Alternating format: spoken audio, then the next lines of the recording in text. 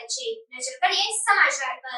સુરતમાં વિદેશ મંત્રાલય જયશંકર દ્વારા પ્રેસ કોન્ફરન્સનું આયોજન કરવામાં આવ્યું, જેમાં તેમણે જણાવ્યું કે ભારતીય 2 નાગરિકોના મોત મામલે ભારતીય દૂતાવાસ દ્વારા પરિવારને મદદ કરવામાં આવી છે। બંને મૃતદેહને ભારત લાવવામાં મદદ કરી છે। રશિયન સરકારની જવાબદારી છે કે જે યુવકનું મોત થયું તેનો મૃતદેહ ભારત મોકલવા તાત્કાલિક કાર્યવાહી કરવી જોઈતી હતી। આ બિલકુલ પણ યોગ્ય નથી। રશિયન ફોર્સમાં આવી રીતે ભારતીય નાગરિકોને હેલ્પર તરીકે અથવા અન્ય કોઈ રીતે ભરતી કરવામાં આવે તે યોગ્ય નથી। આ એક વચેટિયા મારફતે થયું હોઈ શકે। અનેક દેશો છે જેમની જોડે અમારી સમજૂતી થઈ છે, જ્યાં ભારતથી ગયેલા નાગરિકોની સુરક્ષા જળવાઈ રહે।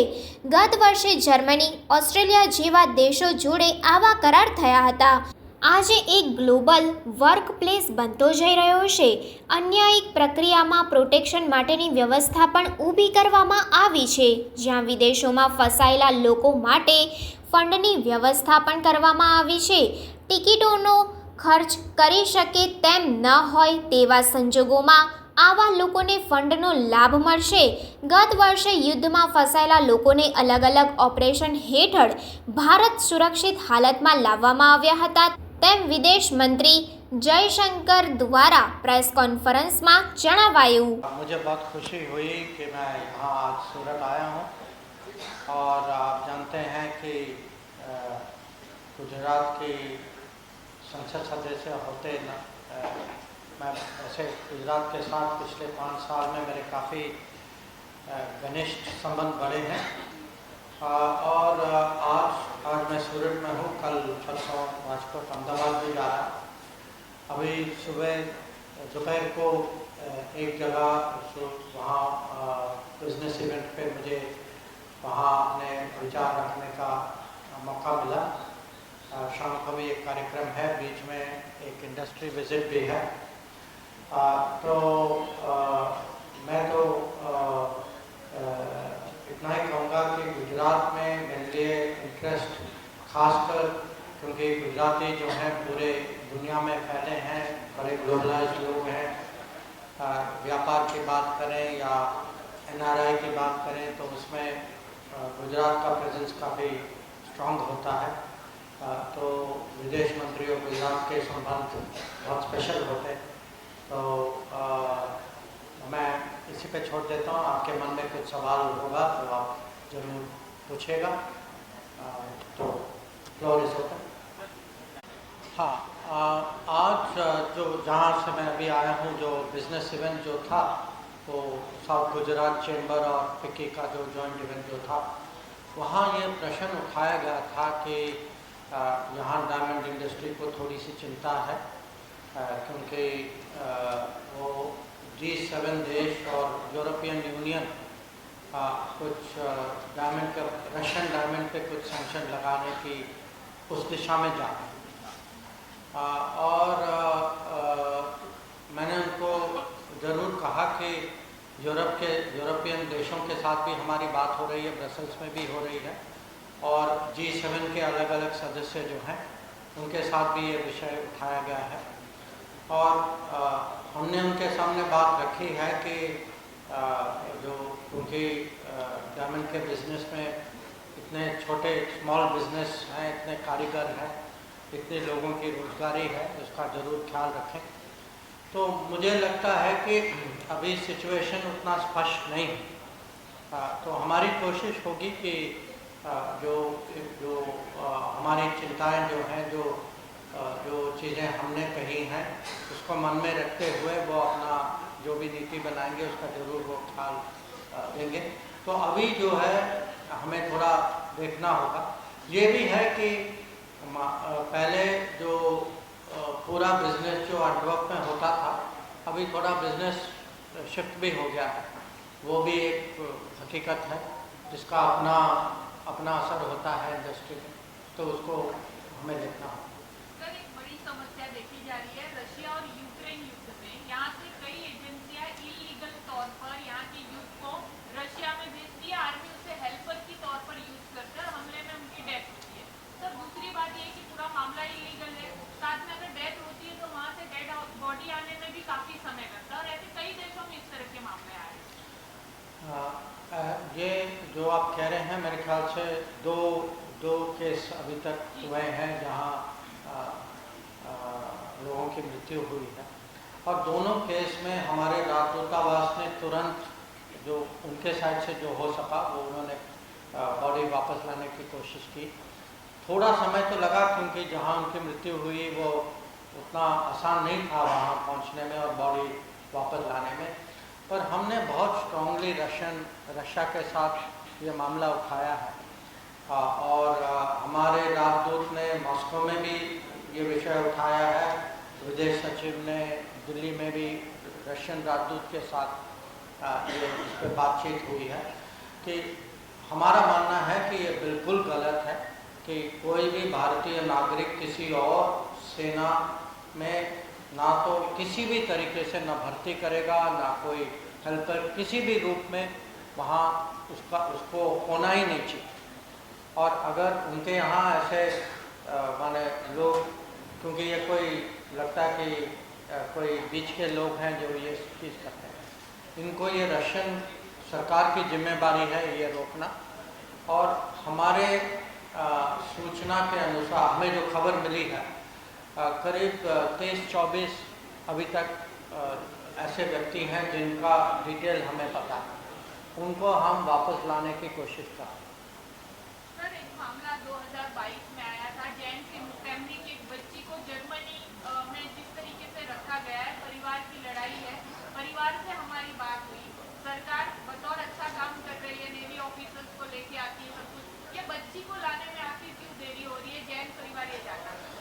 नहीं, इसमें देखिए इस केस के बारे में आप सब लोग जानते हैं।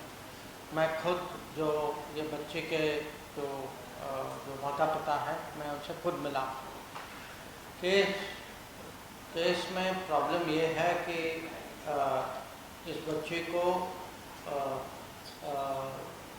उसकी कस्टडी जो है वो जर्मनी के उनके यहाँ एक चाइल्ड सर्विस होता है, तो वो चाइल्ड सर्विस के कस्टडी में उन्होंने उनको ले लिया, क्योंकि उन्होंने कुछ आरोप लगाए हैं जो प्राइवेट विषय है, मैं इसके बारे में पब्लिक में मैं कुछ कहना नहीं चाहता।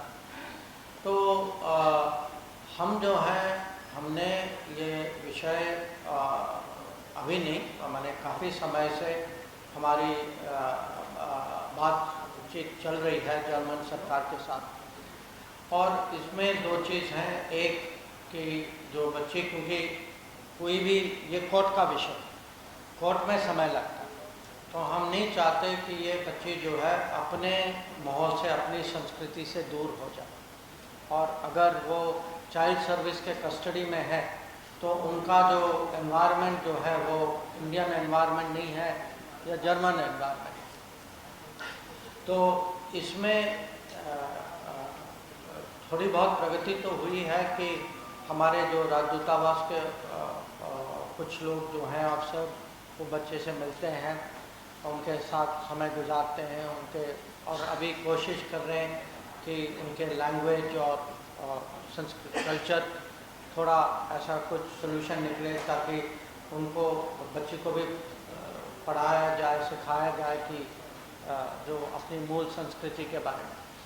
पर ये हमारी कोशिश तो है ज़रूर कि वो अगर अपने पेरेंट्स, नेचुरल पेरेंट्स को के हवाले नहीं भी हों, अगर कोई और इंडियन फैमिली इसमें आगे आ सकता है तो हम इस पर बातचीत चल रही है। हाँ sir,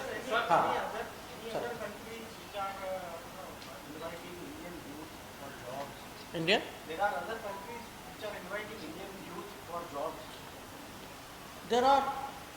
there are many countries.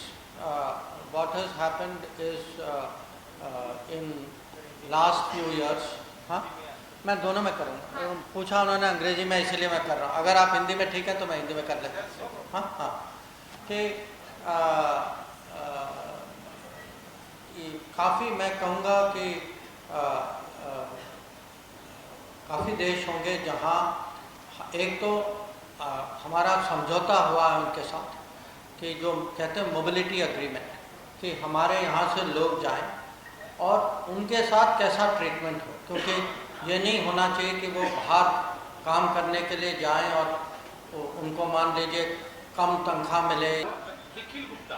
हाँ, What about the Nikhil Gupta? Whether his consular access has been done or not, and what is the status? नहीं, वो निखिल गुप्ता जो मुझे याद है वो चेक रिपब्लिक में है, और हमारे जब वो गिरफ्तार हुए थे, जब अरेस्ट हुए थे, उसके बाद हमें कॉन्सुलर एक्सेस मिला था, हमने कॉन्सुलर सपोर्ट दिया था, और वहाँ जो उनका केस वहाँ चल रहा है। What is the status, sir? Beyond that I don't have a status. Beyond that I don't have a status.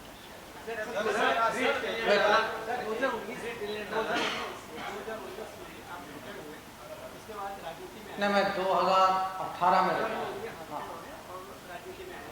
बीच में गैप था। 2014 से सरकार है, तो विश्व लेवल में आपको जैसे 37 साल टोटल सर्विस में है, तो विश्व में भारत का क्या स्टेटस आपको 2014 के बाद की सरकार का दिखता है? नहीं, मैं समझा नहीं प्रश्न। 2014 के बाद हाँ। वर्तमान जो सरकार है, हाँ। केंद्र की सरकार है, और उसके पहले की जो सरकार है, ये दोनों के बीच में विश्व लेवल में क्या आपको फर्क पड़ रहा है? नहीं, देखिए, जब कोई भी सरकार में काम करता है तो वो सरकार में काम करता है, माने कोई भी पार्टी की सरकार हो वो सरकार हो। तो आप प्लीज मुझे ख़त्म तो करने दीजिए ना प्लीज। हाँ, तो मैं राजनीति में 2019 के बाद आया, तो अगर आप मेरे साथ कोई भी राजनीतिक बात करना चाहें तो आप 2019 के बाद बात करिएगा। उसके पहले मैं सिविल सर्वेंट था या मैं बिजनेसमैन। केजरीवाल के मामले में सर आजकल विदेशों की दखल काफी बढ़ती जा रही है। किसके बारे में? केजरीवाल जब से अरेस्ट हुए तब से विदेशी देशों की इत्यादि काफी ज्यादा बढ़ गया है, तो सरकार की तरफ से क्या करना है? कुछ सरकारों ने दो सरकारों ने जो, जैसे मुझे याद है, कुछ कहा है। विदेश मंत्रालय के प्रवक्ता ने हमारी पोजीशन जो है पब्लिक में कही है, आप उसको कृपया देखिएगा। नहीं, आपका हो गया सर। लक्षद्वीप के मामले में उन्होंने लगातार पुरानी जो कांग्रेस की सरकार है, उन्होंने लक्षद्वीप श्रीलंका की तरफ दे दिया। अब भारत सरकार क्या ऐसा कदम उठाएगी कि द्वीप को श्रीलंका से वापस मिल सके? और जिस तरीके से कांग्रेस हमारे ऊपर हमलावर हो रही है, क्या कहते हैं सर? सामने देखिए। नहीं, जब भाई वो जब बोल रहे हैं ये तो स्वाभाविक है कि उन्हीं की तरह मैं देखूँ ना। तो ये आज सुबह कच्छतीबू के बारे में मैंने काफ़ी विस्तार में एक प्रेस कॉन्फ्रेंस किया था, तो मैं कहूँगा आप ज़रूर उसको देखिएगा, और जो भी विषय के जो बारीकी जो है, पूरी डिटेल जो है, मैंने उस प्रेस कॉन्फ्रेंस में प्रस्तुत किया था। और मैंने उस समय आप जैसे किसी और व्यक्ति ने भी मेरे से ऐसा कुछ सवाल पूछा था, और आप जानते हैं कि ये विषय जो है अब सुप्रीम कोर्ट के सामने ये केस, अभी ये दो रिट पिटिशन है, तो ये सब जुडिस मैटर है, तो सब जुडिस मैटर पे कमेंट नहीं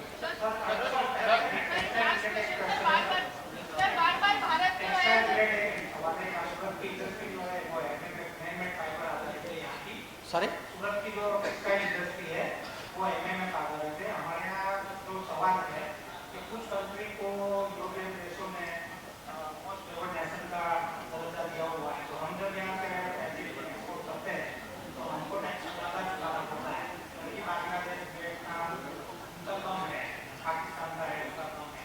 दूसरा ये है कि हमारे यहाँ इंडिया में कुछ स्पेशलाइज यहाँ जो है जो हमारे बनते ही नहीं, लेकिन आप उसमें एंटी डंपिंग ड्यूटी लागू करती है। ऐसा कहा जाता है कि कॉर्पोरेट का इसमें फेवर हो रहा है, जो एमएसएमई को यहाँ क्या महंगा मिल रहा है और उतना प्रोडक्शन भी नहीं है सब। नहीं, जो आपका, क्योंकि आपका सवाल बहुत स्पष्ट है, और वो एंटी डंपिंग ड्यूटी वगैरह जो है वो विदेश मंत्री देखते नहीं हैं, जिम्मेवारी ये जो है वाणिज्य मंत्री की। तो जो आपका पहला सवाल जो है, हमारी कोशिश है कि यूरोपियन यूनियन के साथ, इसीलिए हम भी चाहते हैं कि उनके साथ फ्री ट्रेड एग्रीमेंट हो, और उस फ्री ट्रेड एग्रीमेंट में जब भी हो, क्योंकि अभी नेगोशिएशन चल रहा है, थोड़ा समय लगेगा, ये काफ़ी जटिल विषय है, कोई तुरंत तो हो नहीं पाएगा, तो इसमें समय लगेगा। पर हमारी कोशिश है कि हमारे टेक्सटाइल इंडस्ट्री को भी यूरोप में उसी लेवल का एक्सेस मिले जो उनके कंपटीशन पे होता है। सर, चाइना से हम बातचीत करते हैं, आज भी चाइना ने अरुणाचल की 30 जगहों के नाम बदल दिए। 7 साल में ये चौथी घटना है। खुद भारतीय जो एक्टिविस्ट है, पर्यावरण एक्टिविस्ट सोनम, उन्होंने भी बोला कि लद्दाख के कई इलाकों पे चीन कब्जा कर रहा है। ये दोनों जगहों को लेकर आपकी क्या प्रतिक्रिया? देखिए, ऐसा है, अगर कोई मैं आपके घर का नाम बदल दूं तो मेरा घर बन जाएगा क्या? अरुणाचल प्रदेश भारत का स्टेट है, पहले भी था, अभी भी है, आगे भी रहेगा, तो ये नाम बदलने से कुछ नहीं होता। और ये लद्दाख का विषय जो है, मैं एक्टिविस्ट होते हैं, अब एक्टिविस्ट के अपने विचार होते हैं। आप सब जानते हैं कि हमारी सेना जो है वो सीमा पे अगर जो भी कोशिश हो सीमा में लाइन ऑफ एक्चुअल कंट्रोल का उल्लंघन करने में, हमारी सेना जो है वहाँ डिप्लॉय हो चुकी है। वहाँ उनको जो भी करना है वो जानते हैं क्या करना है, उसका वो जिम्मेदारी जरूर निभाएंगे।